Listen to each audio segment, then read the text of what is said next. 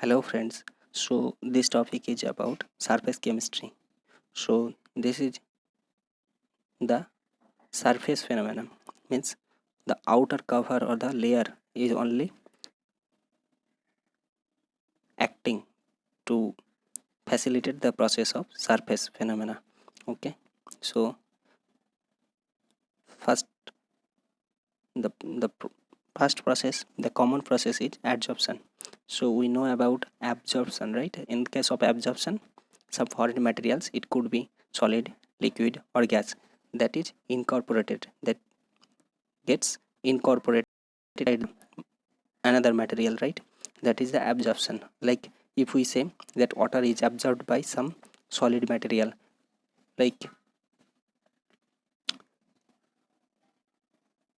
some form of solid material, so what happens? Water molecule goes inside the solid material, right? So this is the absorption, fully absorbed. The foreign material is fully absorbed or fully got inside the second material, so that is absorption. But in case of adsorption, this is surface phenomena, means the foreign material, foreign substance got stuck on the surface only.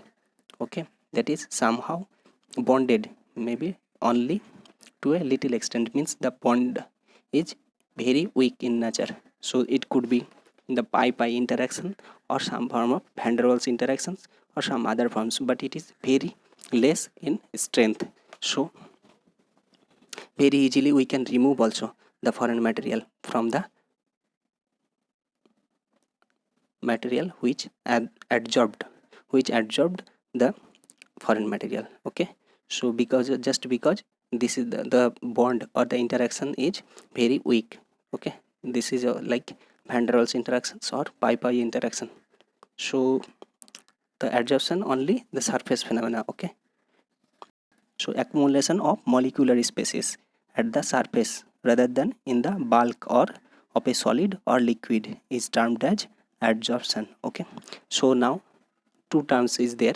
So one is adsorbent and another is adsorbate. So the material on the surface of which the adsorption takes place, that is adsorbent, means the material which is responsible the adsorption of the foreign material, that is adsorbent. Okay, and the material which is adsorbed, that is known as adsorbate. Okay, which is adsorbed, that is adsorbate, and the material which adsorbed the foreign material, that is known as adsorbent. Okay, so the material on the surface of which the adsorption takes place is called adsorbent. Okay, so you got. So now you can see this one. Okay, so distinction between adsorption and absorption. Obviously the first of all,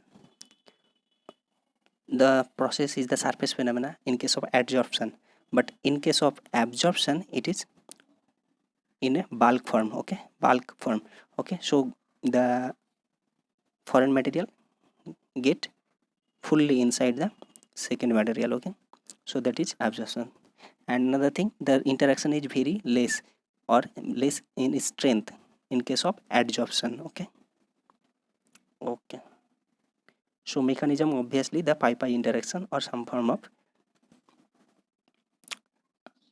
van der Waals interactions. Okay, and another thing is the randomness getting decreased. Why? The material, like you can imagine gaseous substance was moving here and there, and then what happened? The gas got accumulated over the a solid material. So now the movement of the gas is restricted. So movement or randomness is related with entropy. So entropy got decreased. So the entropy change is negative and the entropy is decreasing in this case. So in this case, like in adsorption, the entropy is lowered. Okay,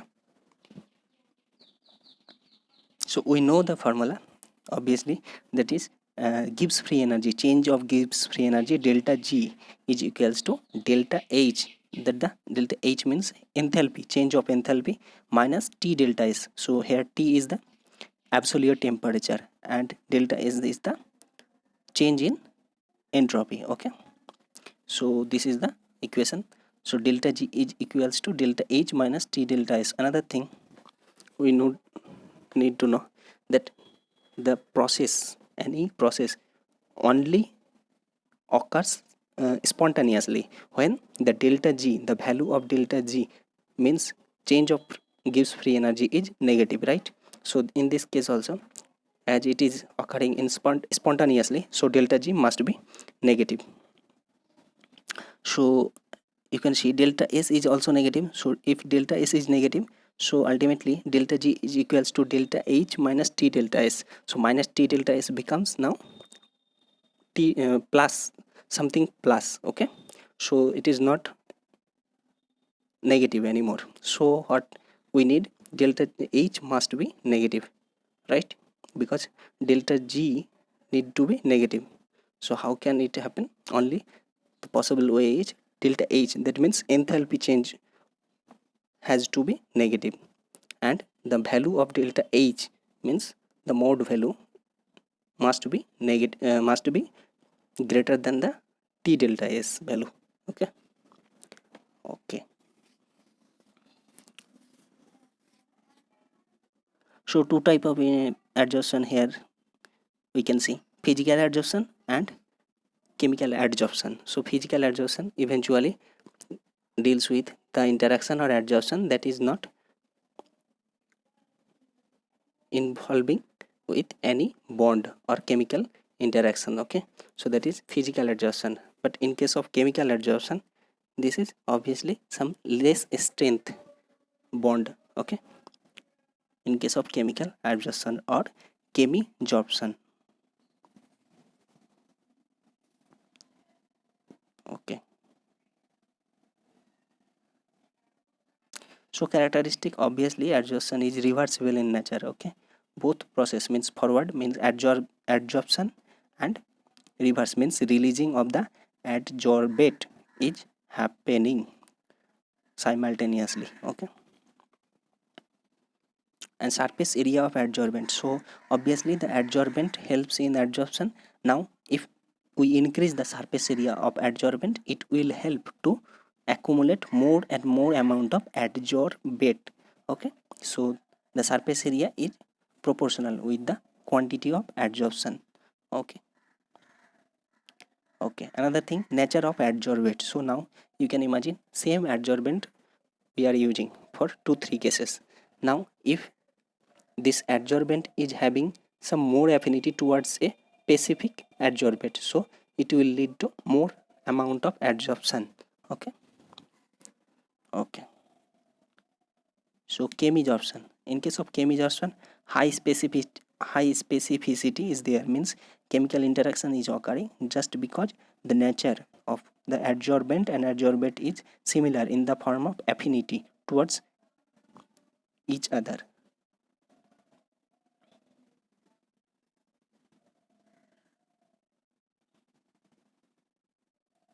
Okay,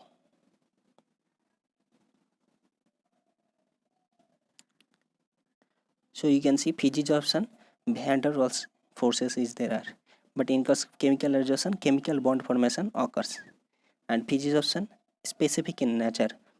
It is not specific in nature because only van der Waals interaction, that is very less strength. Okay, and in case of chemisorption, it is highly specific in nature, and chemisorption bond is formed, so it is irreversible. But in case of physisorption, it is very reversible. Okay, very easily. Okay, so this much only you can remember. So adsorption isotherms. Now comes to adsorption isotherm. Isotherm means temperature is the same, temperature remain same, right? So adsorption isotherm, what we see, that the amount of adsorbate which is adsorbed on the surface of adsorbent is directly related with the concentration of the adsorbate.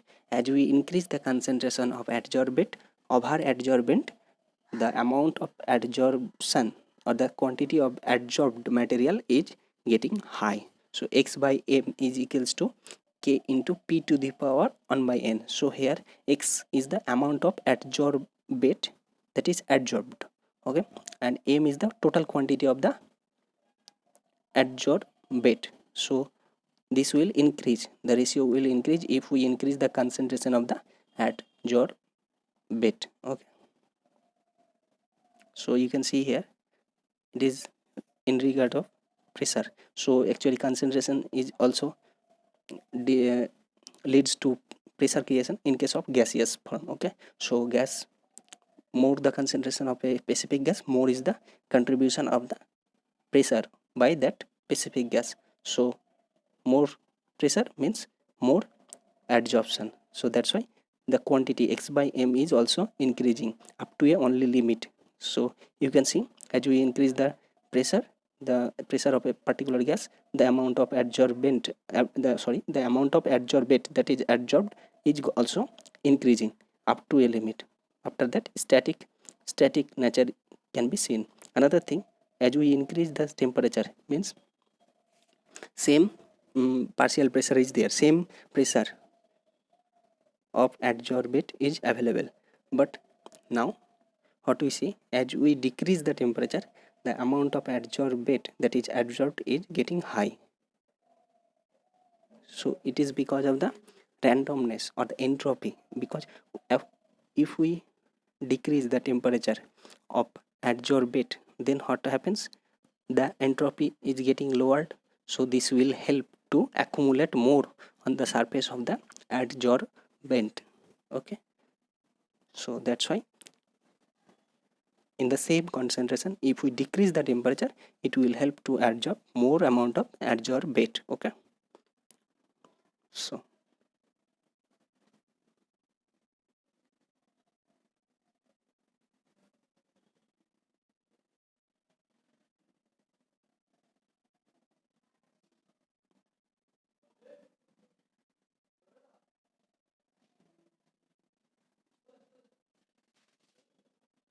wait,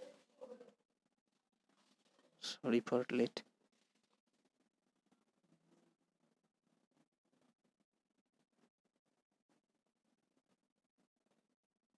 So this one, so you can see we plotted now in the form of logarithm. So log p is straight line achieved, okay, log p and versus log x by m. If we plot in the x-axis log p and on the y-axis log x by m, so now the relation is straight line because we are having x by m is equals to k, x by m is equals to k into p to the power 1 by n. If we take logarithm, then it becomes y is equals to mx plus c type of equation. So now we can see that straight line is achieved, okay. So in this case, the log k is the intercept and slope is the 1 by n, okay. So we need to remember this, okay. Thank you.